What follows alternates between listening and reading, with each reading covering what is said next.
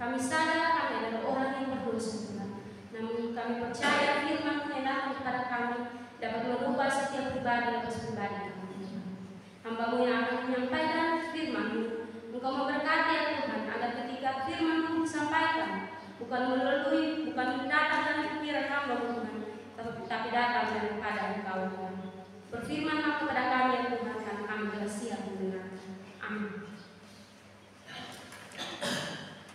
Mari kita sama-sama membuka kitab kita masing-masing dalam 1 Tesalonika 1 ayat yang pertama hingga ayat yang ke-10. Salam dari Paulus, Silwanus dan Timotius kepada jemaat orang-orang Tesalonika yang di dalam Allah Bapa dan di dalam Tuhan Yesus Kristus. Kasih karunia dan damai sejahtera menyertai kamu. Kami selalu mengucap syukur kepada Allah karena kamu semua dan menyambut dan menyebut kamu dalam doa kami. Sebab kami selalu mengingat pekerjaan iman-Mu, usaha kasih-Mu, dan ketekunan pengharapan-Mu kepada Tuhan kita Yesus Kristus di hadapan Allah dan Bapa kita.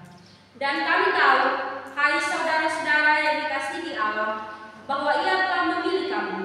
Sebab Injil yang kami beritakan bukan disampaikan kepada kamu dengan kata-kata saja, tetapi juga dengan kekuatan oleh Roh Kudus dan dengan suatu kepastian yang kokoh.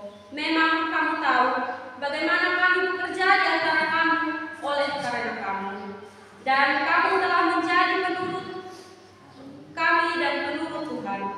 Dalam penindasan yang berat, kamu telah menerima firman itu dengan sukacita yang dikerjakan oleh Roh Kudus, sehingga kamu telah menjadi teladan untuk semua orang yang percaya di wilayah Makedonia dan Akhaya.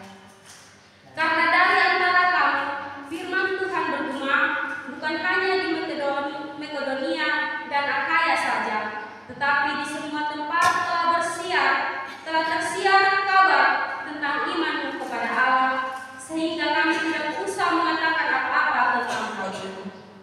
Sebab mereka sendiri bercerita tentang kami, bagaimana kamu sambut dalam bagaimana kamu berbalik dari berhala-berhala kepada Allah untuk melayani Allah yang hidup dan yang benar, dan untuk menantikan kedatangan anaknya dari surga yang telah dibangkitkannya dari antara orang mati, yaitu Yesus yang menyelamatkan kita dari murka yang akan datang. Demikian Tuhan.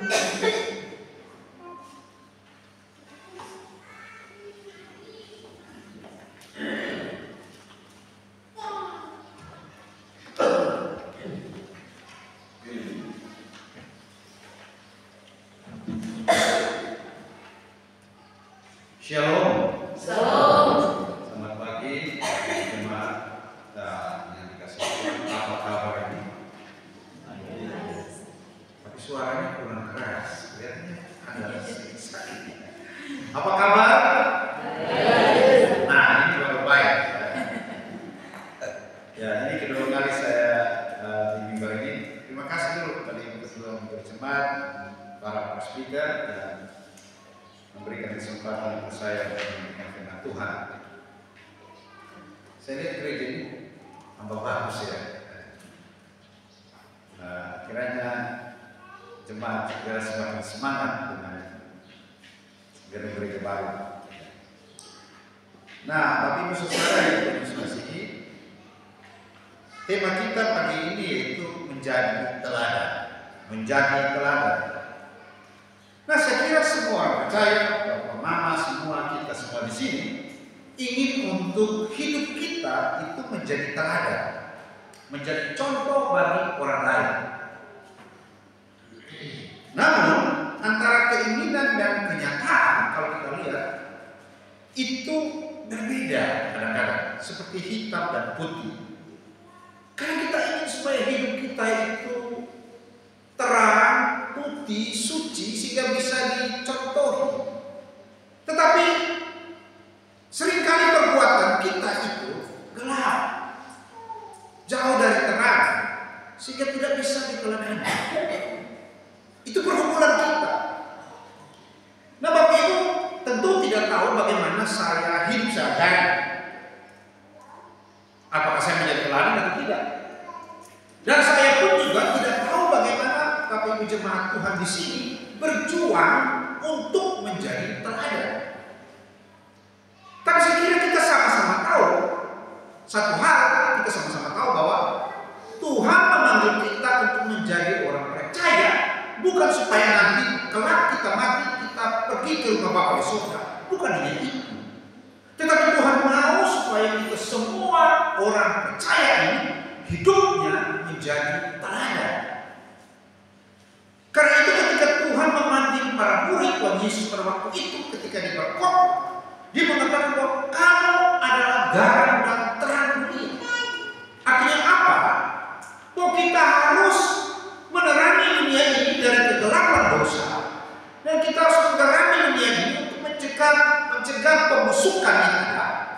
Atau dengan kata lain, hidup orang Kristen itu salah satunya yaitu menjadi teladan. Dan itu Tuhan mau untuk kita lakukan.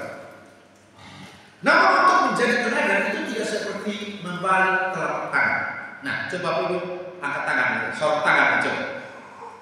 Nah, coba balik lagi. Nah, berat atau ringan? Ringan, kecuali kita kena stroke ya, balik begini. Ringan sekali kita membalik telapak tangan kan? Nah, untuk menjadi teladan tidak semudah ini. Apalagi kalau hidup kita itu ada banyak tantangan, penderitaan, tekanan, kesulitan, kesusahan. Siapa mau jadi teladan? No. Contoh misalnya, ketika kita punya utang yang kita harus penuhi, atau kita di rumah tidak ada beras atau beras terbatas, kemudian ada tetangga yang mau datang pinjam juga. Nah, kita mau kasih atau tidak? Atau bilang lebih baik memberi daripada menerima. Kita mau kasih. Kalau kita tidak kasih, apalagi pinjam di majelis atau presbiter ini, kita pinjam ke bapak majelis. Bapak majelis, anak di rumah ini sudah harus makan, bisa kan kasih pinjam kita beras satu mok. Bapak majelis beras jadi satu mok, kasih pinjam karena susah kalau kita berada dalam kesulitan, itu susah. Tapi pada waktu kita membaca firman Tuhan ini, kita lihat bahwa menjadi teladan itu bukan karena kondisi kita susah maka kita tidak bisa. Kondisi kita dalam keadaan sengsara maka kita pakai itu sebagai alasan. Tidak bisa. Karena panggilan orang Kristen untuk menjadi teladan itu suatu keharusan. Tuhan mengatakan kepada orang yang mengikuti Dia bahwa kamu adalah garam dan terang. Tuhan tidak berkata kepada orang yang tidak mengikuti Dia. Pada waktu itu orang Farisi dan Yahudi, orang Saduki, orang-orang yang menentangnya bukan garam dan terang. Tapi Tuhan memanggil orang yang mengikuti Dia itu untuk menjadi garam dan terang dunia. Sekira sampai di sini kita sama-sama mengerti itu bahwa kita dipanggil untuk menjadi teladan. Nah, Paulus waktu berbicara pada jemaat di Tesalonika waktu dia menulis surat, Paulus tahu bahwa jemaat itu yang dia rintis, jemaat yang muda, tetapi jemaat itu berada di tengah-tengah tekanan luar biasa dari orang-orang yang belum percaya kepada Yesus. Nah, tekanan luar biasa ini berupa orang percaya yang dibenci oleh orang-orang di Tesalonika pada waktu itu. Tetapi dalam keadaan seperti ini, mereka bukan kemudian meninggalkan iman mereka. Karena mereka percaya pada Yesus Kristus, itu sebabnya dikatakan ini iman baru seperti apa? Ini kepercayaan apa? Maka mereka dibenci. Tetapi walaupun demikian, mereka tetap menjadi teladan. Nah, saya kira kisah nanti kita akan bahas kisah di Tesalonika ini juga merupakan kehendak Tuhan bagi kita semua. Bahwa Tuhan ingin belajar dari kisah jemaat di Tesalonika ini supaya kita bisa menjadi teladan. Dan dengan kata lain, Allah menghendaki agar setiap orang percaya dapat menjadi teladan bagi orang lain, sekalipun berbagai macam tantangan. Nah, sekali lagi, Allah menghendaki bagi setiap kita orang percaya untuk menjadi teladan, walaupun kita hidup di dalam keadaan yang sulit atau berada dalam berbagai macam tantangan. Pertanyaannya yaitu, teladan seperti apa yang Allah kehendaki dari orang percaya? Teladan seperti apa? Nah, dari perikop ini kita melihat bahwa ada 3 teladan yang Allah kehendaki dalam hidup orang percaya. Ada 3 teladan yang kita akan bahas satu-satu. Pertama, kalau kita membaca di dalam ayat 3 yang tadi dikatakan dan ayat 8, ya. Kita lihat ayat 3 dan 8 saatnya kita kembali di dalam 1 Tesalonika 3 ayat 8. Ya, dikatakan begini, sebab kami selalu mengingat pekerjaan imanmu, pekerjaan imanmu. Nah, banyak orang mengira bahwa menjadi orang Kristen itu cukup dengan pergi gereja, cukup dengan ikut ibadah rumah tangga, cukup dengan merayakan Paskah, merayakan Natal, atau berdoa saja. Nah, dia pikir itu sudah beriman. Padahal bicara tentang orang beriman bukan sekadar kegiatan-kegiatan gereja.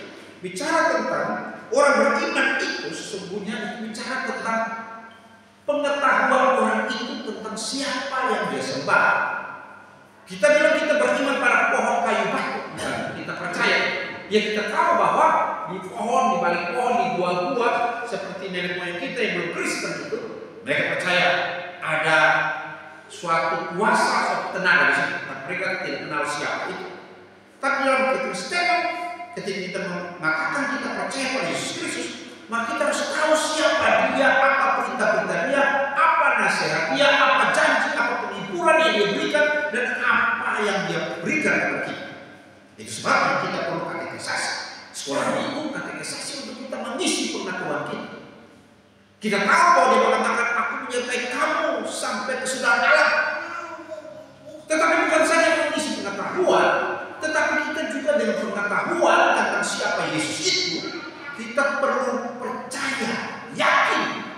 Kita tahu bahwa Yesus membangkitkan orang mati. Lazarus 4 hari di dalam kuburan, dia bangkit. Yesus punya kuasa. Kita tahu bahwa Yesus mengusir setan. 2.000 ekor babi itu disuruh roh jahat pindah dari 2.000 ekor babi dan legion yang orang jahat itu digarasa sembuh. Kita tahu bahwa angin ribut itu dan laut yang bergelora, murid-murid takut tenggelam, tapi diredakan oleh Tuhan. Berarti kita tahu Yesus punya kuasa, ya. Yesus punya kuasa Allah. Yesus punya kuasa kehidupan ini bahkan roh jahat. Kita tahu. Nah, sekarang apakah kita percaya Yesus itu? Ya? Ada orang yang percaya, betul? Apakah kita percaya Yesus mampu menyembuhkan? Apakah kita percaya Yesus mampu mengusir setan? Sebagian orang percaya. Tetapi kalau malam-malam ada gelap, listrik mati, hujan ribut, kebetulan kamar mandi ada jarak sekitar rumah, pintu kosong mau pipis, apalagi orang-orang bisa mandi. Mungkin sebagian orang bilang, tunggu sampai semati. Ini gak lama sampai bukan bio. Itu balik itu kemarin ada orang lain yang jalan di sekitar situ. Nah, kita takut akan setan, maka kita bukan beriman pada Tuhan. Kita tahu, tapi ketika kita yakin, walaupun ada setan, jangan.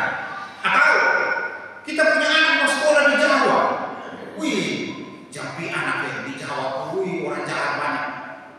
Jambi sekolah di sini. Nah, kalau kita tidak punya keyakinan bahwa Tuhan menyertai, atau kita mengatakan kita yakin, lalu kita tidak memutus anak kita untuk pergi sekolah Jawa, kita belum beriman. Kita beriman bukan hanya tahu, bukan hanya yakin, tapi kita perlu taat melakukan apa yang disebut dengan iman. Jadi iman itu segitiga. Bukan hanya percaya di bibir, diucapkan, di pikiran tahu, tapi dalam taat, dalam tindakan. Jadi beriman itu seluruh aspek baik itu pengetahuan, baik itu keyakinan hati, kita yakin akan apa yang kita tahu tentang Allah dan kita mau melakukannya. Pada waktu kita mengatakan, waduh, kita mau membangun gereja ini misalnya, kita tahu biaya mahal, kita tahu kita punya keuangan belum terlalu cukup, tapi dengan keyakinan kita bilang, kita jalan, Tuhan pasti terbaik. Kita taat untuk membangun, disitulah wujud nyata iman kita. Pada waktu kita memutus anak kita studi di luar, pada waktu kita memutus kita bekerja, kita tahu bahwa ini musim ini pancaroba akan susah, tapi kita berdoa, kita mau melakukan karena Tuhan penguasa alam. Tetap kita kerja, itu kita beriman. Kita tahu, kita yakin Tuhan menolong, dan kita mau melakukan. Nah, Bapak Ibu Saudara yang Tuhan Yesus kasihi, jemaat di Tesalonika ini adalah betul benar-benar beriman. Itu sebabnya Paulus mengatakan, aku bersyukur kepada Allah ketika aku mengingat imanmu. Dan Paulus pakai satu kata tambahan, pekerjaan imanmu. Nah, apa yang maksudnya pekerjaan imanmu? Pekerjaan iman itu pertama berkaitan dengan iman dia tunjukkan di dalam tindakan. Itu pertama. Jadi iman itu abstrak, iman itu tidak kelihatan. Tetapi yang kelihatan itu tindakan. Yang dari tindakan atau perbuatan, dari cara pikir, cara berbicara, cara bertindak, orang yang lebih menjadi orang Kristen. Kalau di ITT sini mungkin kita tahu orang Kristen dari nama Theos, Mateus, ya. Lukas, itu Markus. Misalnya kita tahu dari nama. Kalau di Jawa sini kita belum tahu dari nama. Tapi kita tahu orang bertindakan, orang berbicara, orang berpikir, dan dibicarakan dan dilakukan, kita bisa tahu ini orang percaya. Nah, jadi yang namanya beriman dari kata aku bersyukur mengingat pekerjaan iman, yaitu iman yang dikerjakan di dalam hidup, iman yang diwujudkan dalam tindakan. Itu pertama. Dengan kata lain, kalau dulu jemaat Tesalonika ini belum percaya Yesus, mereka hidupnya suka-suka. Mereka di dalam rumah tangga mereka berantem berkelahi. Tapi kali ini, karena Kristen, rumah tangganya mulai tenang, mulai damai, mulai aman. Karena wujud dia beriman, dia mengerjakan iman dia. Makanya boleh katakan mengingat pekerjaan iman. Itu yang pertama. Yang kedua, mengingat pekerjaan iman itu bagi cara kerja mereka. Apa maksud cara kerja? Jadi kalau orang pada waktu itu jemaat Tesalonika, mereka bekerja itu hanya untuk memenuhi kebutuhan hidup. Kalau dia bertani, ya dia bertani, kerja supaya dia bisa makan minum. Kalau dia pegawai, dia kantor supaya bisa makan minum, dapat gaji. Nah, tetapi sekarang ketika mereka menjadi Kristen, Paulus memuji mereka, melihat bahwa mereka kerja bukan hanya begitu, tetapi mereka bekerja karena iman mereka kepada Tuhan.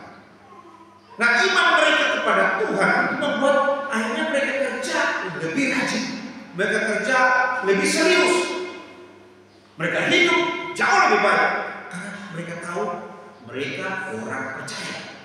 Jadi status mereka sebagai orang percaya ini, orang beriman ini yang mendorong mereka, memotivasi mereka untuk bekerja. Yang kata lain, kalau mereka kerja ada kecurangan di situ, mereka tidak mau menambah kecurangan. Mereka bilang ini, saya bekerja karena Tuhan yang menyuruh, saya bekerja karena Tuhan yang mengamati, saya bekerja karena Tuhan yang mengawasi. Karena itu saya bekerja bukan untuk saya saja, tapi saya bekerja untuk Tuhan. Dan ini mentalitas, ini cara pikir, cara kerja orang yang mengalami pertobatan dalam Kristus. Sehingga pada waktu dia bekerja itu, dia bekerja karena Tuhan, karena iman Kristen dia. Jadi bisa membedakan ini. Orang bekerja karena kerja itu sendiri, atau orang bekerja karena wujud nyata iman dia. William Barclay ini bilang begini. Dia bilang ada orang yang bekerja karena cambuk atau takut dihukum. Ya misalnya bapak di rumah suruh anak-anak masih puber-puber, lu bikin baik kepenatan dulu. Nah, kalau mama yang suruh, mungkin di WI karena sedih. Tapi bapak kasih lu sedih dengan mama suruh, oh disuruh ini. Bapak yang suruh kosong ini, pontalinya bisa berbunyi. Jadi dikerjakan dia takut. Nah, ada orang yang begitu. Tapi juga ada orang yang lain lagi yang bekerja untuk supaya hidup cukup, ada makan minum, atau misalnya dia makanan, bekerja sawah, kerja lebih keras supaya dia makan minum cukup dan dia bisa jual itu hasil pertanian dia, jual itu beras, jual itu sayur-sayuran supaya dia bisa beli kulkas, dia bisa bikin rumah besar, dia bisa punya uang banyak. Nah, ada orang kerja model itu tuh ingin kaya, itu orang tua. Tapi ada juga yang ingin kerja karena wajib kerja. Dia bekerja bukan karena dia mau, dia bukan bekerja karena dia ingin kaya saja, bukan. Tapi dia bekerja karena wajib. Nah itu kayak satpam loh, orang kerja di kantor pegawai loh, dia wajib kerja karena bosan kerja. Ini bos datang. Nah kalau bos tidak ada, don't main game. Tapi kalau bos ada, mau wajib kerja. Nah dia perlu kayak kerjaan. Kalau dia guru, kepala sekolah sudah ada, dia sudah masuk kelas. Tapi ada kepala sekolah, dia wajib masuk kelas untuk mengajar anak. Jadi begitu, ada orang yang kerja karena wajib kerja, ada yang mengamati. Nah, tapi yang keempat, ada orang yang kerja karena iman mereka kepada Tuhan Yesus. Nah, William Barclay, seorang teolog, seorang pendeta, dia bilang ini. Orang yang kerja karena iman dia kepada Tuhan Yesus adalah orang yang betul-betul sungguh-sungguh beriman. Jadi, kalau kita padukan dengan jemaat di Tesalonika, Paulus itu mengucap syukur karena orang-orang di Tesalonika mereka bekerja karena iman mereka kepada Allah. Wow. Bapak Ibu pernah lihat ada orang yang kerja bukan karena kita suruh-suruh, tetapi dia tahu Tuhan mau dia garap 1 hektar sawah, atau dia tahu bahwa dia kerja ini karena kehendak Tuhan. Pernah lihat anak-anak yang masih remaja-remaja atau orang-orang tua, kenapa harus di sawah? Dia bisa bekerja karena itu Tuhan kasih untuk saya kaya. Saya ingin kerja karena Tuhan kasih saya keluarga, ada anak 5 Tuhan berkati supaya saya penuhi kebutuhan mereka. Karena Tuhan memberkati, maka saya harus kerja. Nah, orang yang bekerja karena Tuhan dan iman dia, ini akan menjadi teladan bagi banyak orang. Kalau mama-mama dia, kenapa lu harus malas? Sampai mama-mama lain duduk-duduk pulang dari sawah main TikTok, nonton dia baca HP, sampai lupa masak dengan bapak. Mama makan, aneh saja, luka situ, aneh saja situ. Mama dia apa? Ini sayur besar, itu sudah ikan, sudah anak itu masih. Tapi kalau ada mama-mama dia, kenapa dia harus bebas tidak? Karena Tuhan kasih saya anak-anak, Tuhan kasih saya suami, dan saya mau kerja untuk memenuhi gizi mereka. Saya mau memasak untuk mendatangkan sukacita ketika mereka makan ini. Karena Tuhan yang memberkati dengan keluarga. Jadi ada cara pikir yang berbeda. Bekerja bukan sekadar dia memasak. Kalau kerja sekadar dia memasak, dia begini.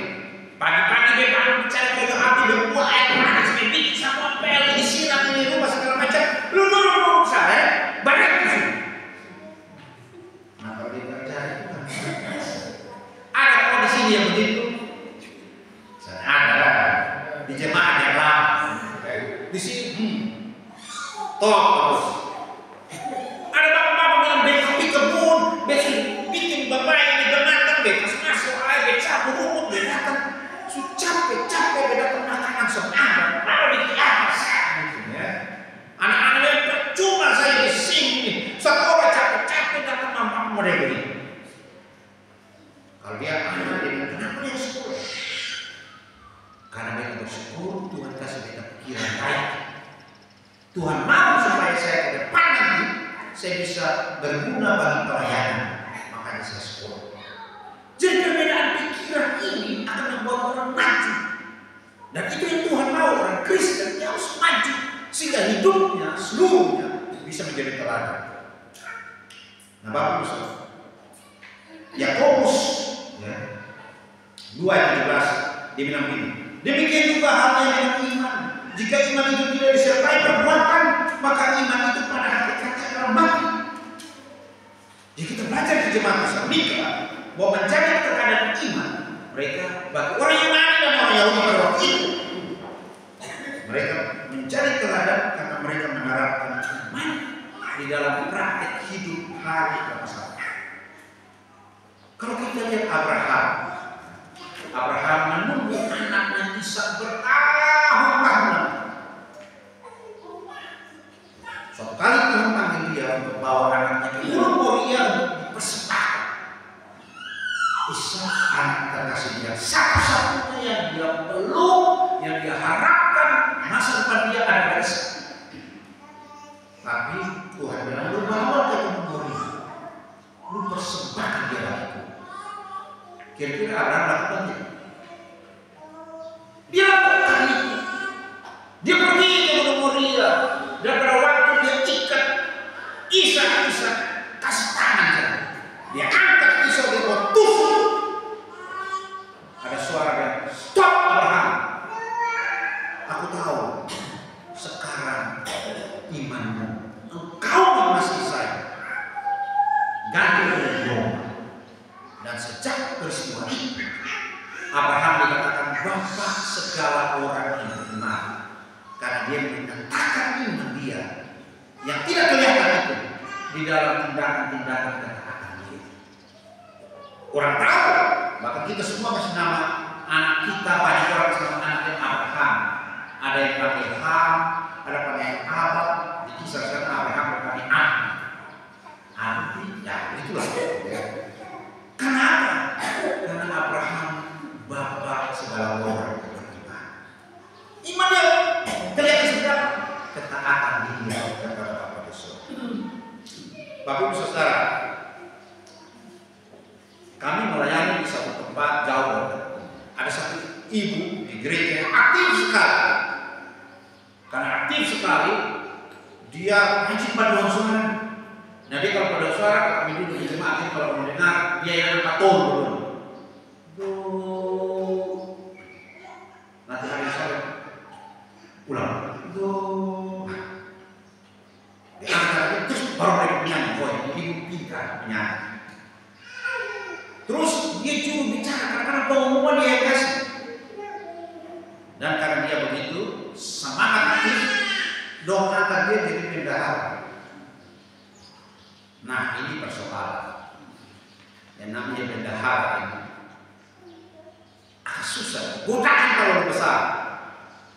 Uang kolektif dong pakai tahan, dong bikin kooperasi, bapak jangan kasih tahu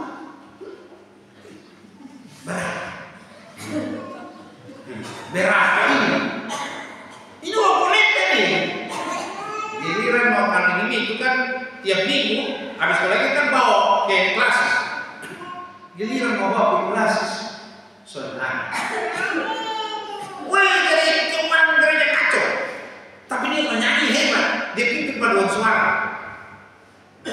Nah, pada waktu saya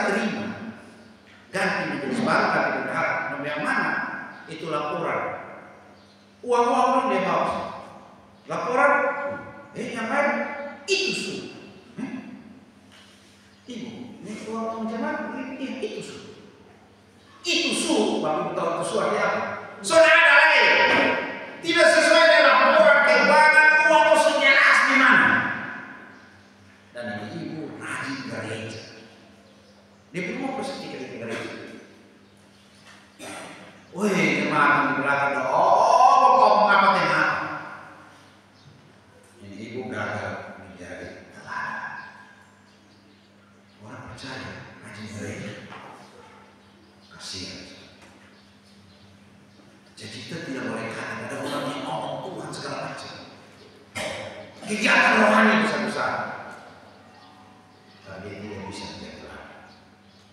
Tapi ada seorang muda yang baru diangkat jadi guru baru 3 tahun. Dia jadi guru di Sabu. Dan bendahara, bos, lebih tahu dana bos, bantuan operasional sekolah itu tiap tahun atau tiap bulan datang juta-juta. Selama ini kepala sekolah yang atur, yaitu atur sesukanya, atur secara adat. Kepala sekolah mau kemana dia angkat pakai itu doisa. Ada guru-guru dulu acara makan-makan pakai. Laporan keuangan tidak rapi semua tapi tidak jelas. Satu kali ada ruang guru itu besar sekali, tapi tidak pernah guru-guru datang di situ. Kan ruang guru itu persis kayak kandang kambing, meja patah, kursi patah, horden tidak ada, berdebu, lantai harus picak-picak, galak, laba-laba fall. Soalnya ada yang masuk di ruang, dan adik binaan saya masih muda ini diangkat, diminta jadi bendahara. Waktu diminta jadi bendahara dengan bapak, saya ini masih muda untuk aku jadi bendahara. Tidak, diatur saja, gampang itu. Nah, jadi mungkin kepala sekolah pikir masih muda jadi kalau jadi bendahara dia bisa atur-atur. Nah, gini dia jadi bendahara ini, dia mulai lihat peraturan penggunaan keuangan dana bos. Dia mulai atur, kan tadi ada atur. Nah, dia mulai atur sudah. Kepala sekolah mau minta dana, ada kasih dia. Soalnya ada apa? Soalnya ada diaturan. Nah, kepala sekolah pikir, ini kok baru diangkat ada. Iya bang, soalnya diatur. Bapak mau ambil dapat teken, bapak ambil uang kwitansi. Nah itu kan pertanggung jawaban itu. Kepala sekolah ambil uang suka-suka. Maka itu uang tidak bisa dipakai. Dia lihat ini ruang guru yang sudah begitu dah dolek, sudah kamu segala macam. Mulai dia beli meja bambu, dia taruh uang. Dia kasih taplak meja. Dia kasih ganti bola lampu yang terang. Dia kasih ini horden. Dia beli ini pembersih. Dan dia rapikan itu ruangan. Akhirnya guru-guru datang dan bisa duduk masuk situ. Meja bambu kursi patah dia kasih keluar, kasih meja bambu baru. Dan itu guru-guru bisa nyaman di dalam kelas. Tetapi selama dia lakukan kebaikan itu, dia dapat makan gigi dari kepala sekolah dan guru-guru lain. Dia waktu diceritakan dengan lulusan takut. Kita bekerja tentang uang, kita lebih takut Tuhan daripada takut itu kepala sekolah. Wah, waktu saya dengar ini dalam hati itu penuh sukacita. Ada orang yang masih begini, masih muda. Dia bilang, saya lebih takut Tuhan daripada takut musik. Jadi dia bekerja wujud nyatakan iman dia kepada Tuhan. Dia atur yang baik. Walaupun godaan banyak orang mencuri uang, pakai uang sembarangan, dia pakai yang baik. Dan yang satu hal dia tahu, karena Tuhanlah maka dia bisa bekerja. Karena Tuhanlah maka dia bisa punya kesempatan untuk menjadi bendahara. Karena itu dia motivasi kerja beda. Kerja karena Tuhan, karena itu dia wujud ketaatan iman dia di dalam kejujuran dan pengakuan yang baik. Sampai di sini Bapak Ibu Saudara, saya tidak tahu bagaimana kehidupan Bapak Ibu Saudara, pergumulan apa yang Bapak Ibu hadapi. Tapi sekali lagi, yang saya tahu ada banyak orang Kristen yang mengaku Kristen di Bibi, tapi tidak ada berusaha untuk mau mengubah hidup menjadi Tuhan. Ada banyak sekali kita di NTT sini terkenal dengan provinsi Kristen, tapi perselingkuhan juga banyak, perceraian banyak, kekerasan dalam rumah tangga itu paling banyak. Suami pukul istri, istri pukul suami, anak-anak saling berpukul, bertembak di tengah jalan. Kakak beradik marah itu gara-gara sepotong tanah 1 meter. Kenapa ini? Di sini tempatnya, di sini lu harus pindah saja. Harus pindah tanah. Bisa percaya dulu. Lu memang dari dulu boleh begini. Maaf Pak,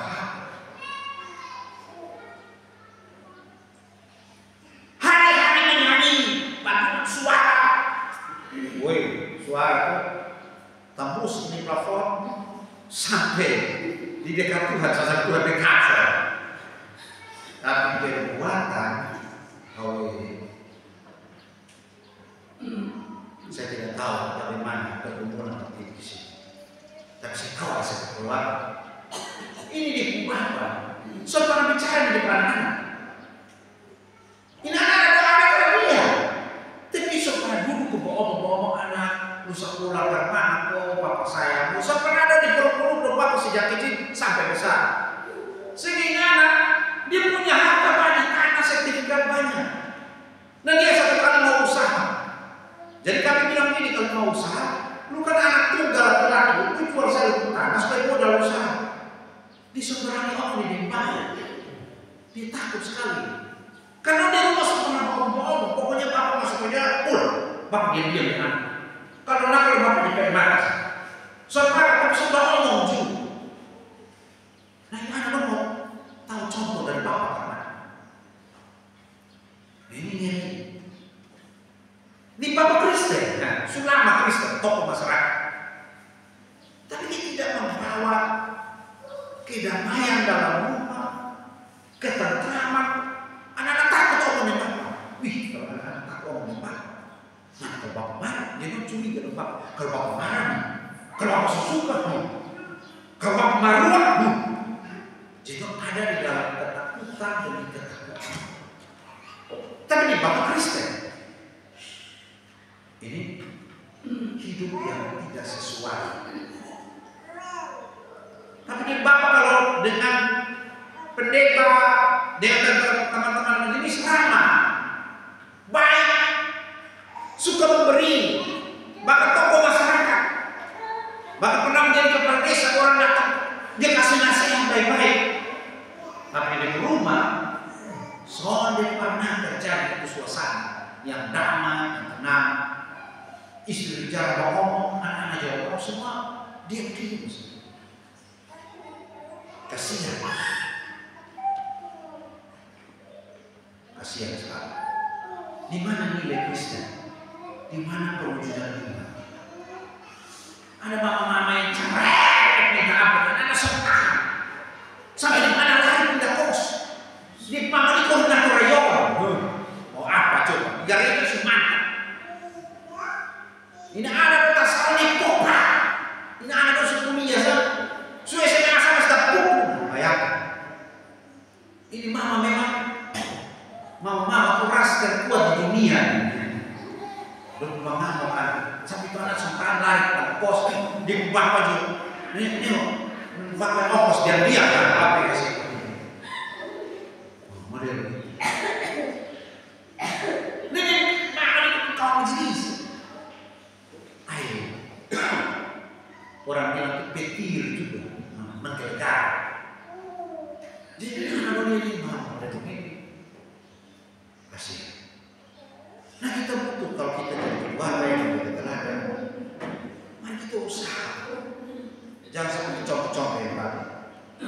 Untuk menjadi keluarga yang nyaman, yang damai, anak-anak bebas bercanda dengan papa, dengan mama, ada hubungan yang harmonis. Tidak usah terlalu pendiam. Yang pendiam berbohong-bohong, pandangan tanya, lu sekolah di mana kok, lu belajar apa di sekolah, ada sebisa gampang, sudah ada pacar belum? Apa nih? Jadi ada yang hubungan yang damai, yang aman, yang benar. Yang kedua, kalau kita lihat teladan yang kedua, dalam ayat 3 juga. Aku mengucap syukur. Dia bilang, selain mengingat pekerjaan iman, ada dua kata yang dipakai, usaha kasihmu. Usaha kasih. Nah, kasih itu kata sifat atau sifat dari Allah yang Allah kemudian nyatakan kepada kita. Kita yang berdosa harusnya dihukum mati, harusnya